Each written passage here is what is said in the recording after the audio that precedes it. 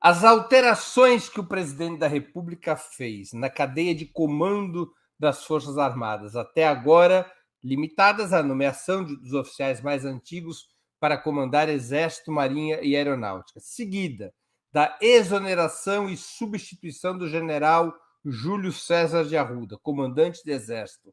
Essas mudanças na cadeia de comando são suficientes para desbolsonarizar os quartéis e neutralizar a aliança dos fardados com a extrema-direita? Com a palavra, Gabriel Casoni. Pessoal, melhorou a minha imagem? Acho que teve algum problema com a câmera, espero... O som tá bom. Tá bom? Pode tocar, o som tá bom. Ok. Então, eu acredito, Breno, que foi de grande importância a decisão do Lula de demitir o general Arruda, porque era evidente a participação dele, a responsabilidade dele em relação à permanência dos acampamentos em frente aos quartéis. Então, ao Lula demitir o comandante Arruda, o general, ele reestabelece o comando presidencial sobre as Forças Armadas, né? Isso, portanto, é um passo inicial fundamental. No entanto, é só a primeira medida. Precisa ser só a primeira medida, né? Porque o que pode haver, se novos passos não forem dados para que a gente possa avançar na reversão da bolsonarização das Forças Armadas, é que haja um recuo tático do golpismo e do bolsonarismo diante da derrota, do fracasso da intentona, de modo a preservar posições e, em outras circunstâncias e outra conjuntura, isso volte à tona, né? Então, é fundamental que esse passo haja outros em seguida, né? Sei que também não parou somente na demissão do Arruda, né? Vai também mudar de posição, ser demitido o general que estava à frente do Comando Militar do Planalto. Também houve a saída do comandante da Guarda Presidencial, assim como o ex-ajudante de ordem do Bolsonaro foi demitido da sua função numa guarda especial em Brasília, né, em Goiás. Ou seja, medidas importantes, mas ainda insuficientes. Acho que o governo Lula precisa aproveitar o momento de defensiva do golpismo, né, que também se expressou numa crise no interior das Forças Armadas, para aproveitar esse momento para alterar positivamente a relação de forças. Então, tomar iniciativas para que isso seja possível. Uma questão que me parece muito importante de ser suscitada pela esquerda, e que o governo pode também, o PT, o PSOL e o próprio governo podem alimentar, é a discussão sobre a necessidade da revisão do artigo 142 da Constituição, né, que tem uma redação ambígua, de modo a conferir um sentido de poder moderador às Forças Armadas, né, da garantia da lei e da ordem. E acredito que é um momento propício para que a gente avance no sentido não somente de desbolsonarizar as Forças Armadas, mas debater e revisar o papel das Forças Armadas no nosso país. José Dirceu. Eu creio que é preciso despolitizar, até porque é quase um absurdo estar falando isso. A Constituição proíbe, e os regulamentos também das Forças Armadas proíbem o militar de participação política, inclusive da opinião pública política, o que foi letra morta sempre no Brasil. E até 16, parecia que nós tínhamos alcançado uma profissionalização das Forças Armadas, para simplificar. E o que nós vimos foi a participação aberta no golpe da Dilma, no governo Temer, começou com um general indo para o GSI, e depois, praticamente, o veto ao habeas corpus do Lula, do famoso Twitter do general Vilas Boas, e tudo que nós conhecemos, quase que o Estado-Maior todo foi para o governo Bolsonaro, e foi um governo militar, os 8 mil militares e tudo, com todas as contradições que isso, evidentemente, desencadeou. Inclusive, ele humilhou e demitiu 3 ou 4 generais de exército. Então, acho que é preciso desbolsonarizar as Forças Armadas.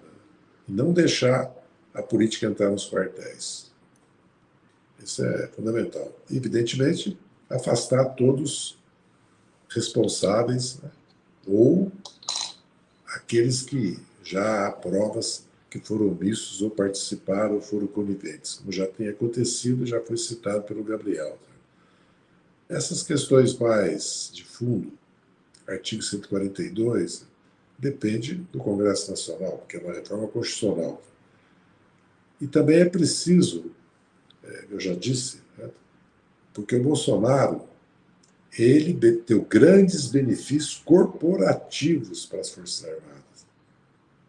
Porque a política externa do Bolsonaro, né, o alinhamento com os Estados Unidos, pode ser que seja a média do pensamento dos oficiais superiores das Forças Armadas, mas não é a política do Brasil, nunca foi. Entendeu? Isso que o Brasil faz parte do mundo ocidental e tem que se integrar à OTAN, aos Estados Unidos, é um contrassenso, né? Porque a política externa brasileira, não é o caso de discutir aqui, tem raízes desde o Juscelino, passando pelo Jânio, pelo Jango, até pelo governo Geisel, né? E particularmente até pelo Fernando Henrique, o governo Lula, os governos Lula-Dilma. Isso é uma política externa independente, que vê os interesses nacionais.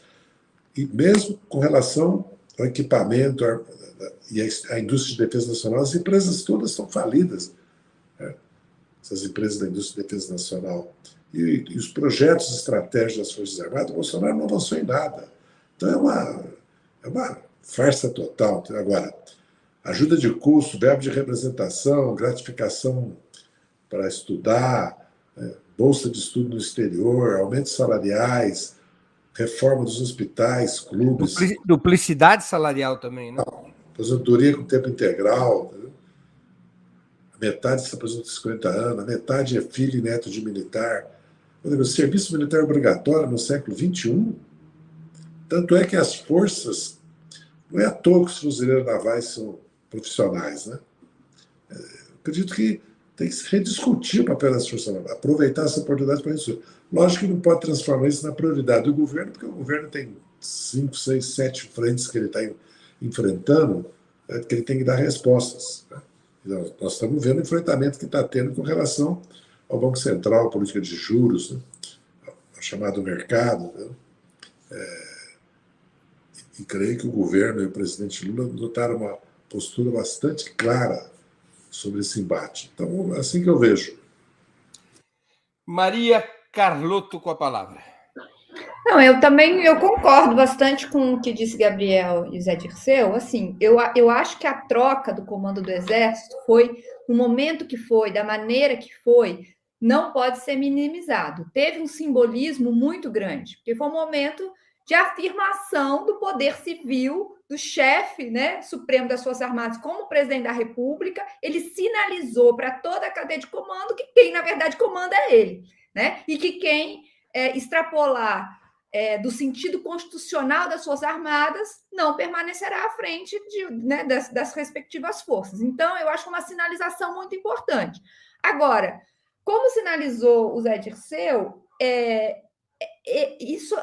a gente precisa iniciar, o governo tem que iniciar, aproveitar essa oportunidade para iniciar um processo de reforma das Forças Armadas.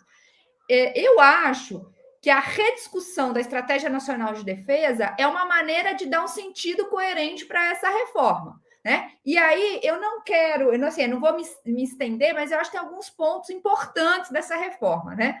Que, primeiro, acho que o José já apontou, é discutir o papel das Forças Armadas na atual conjuntura internacional. O que a gente quer, o que é o papel das Forças Armadas numa estratégia de defesa, né? Eu acho que esse é um primeiro ponto.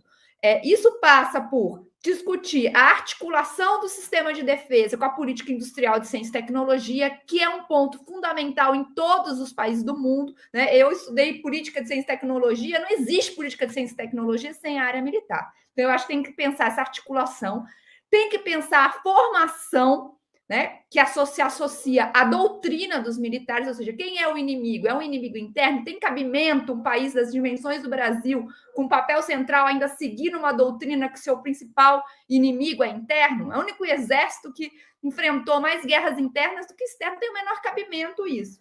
E, por fim, discutir o papel da inteligência nesse contexto. Então, acho que esses 3 pontos são centrais, né? Além da questão dos privilégios, né? Que precisam ser politizados.